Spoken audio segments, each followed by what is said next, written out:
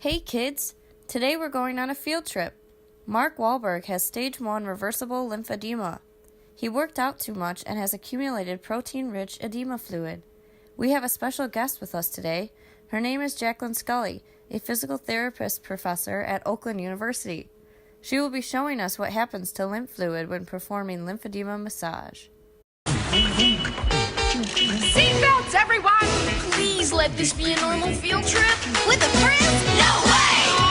Cruising on down Main Street, you're relaxed and feeling. We've made it to the interstitial tissue. The lymphatic system is a one-way system that starts in the interstitial space. It drains substances the blood system cannot drain. Notice the fluid around us is thick. It's made of protein-like substances. Derek, don't touch that. Derek, watch those hands. Keep them inside the bus at all times. As Jacqueline massages Mark, we'll move into the lymph capillary. The pressure of the fluid around us pulls on the anchoring filament, causing an opening for us to enter. These capillaries are similar to the circulatory system, but are generally larger and more elastic. As Jacqueline continues to massage Mark, we'll move into the lymph precollectors. Located in the subcutaneous tissue, the precollectors channel the lymph fluid into the larger transporting vessels. Whee! Hold on, kids! Now we've traveled into the lymph collector.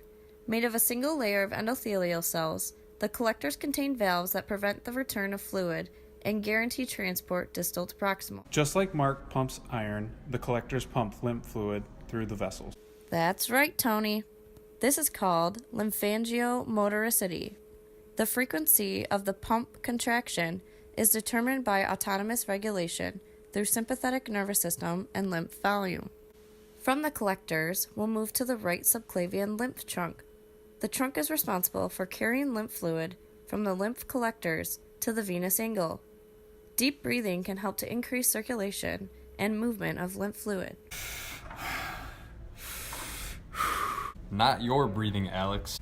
Oh no, we hit a barrier! You're right, Alex. This is called a watershed.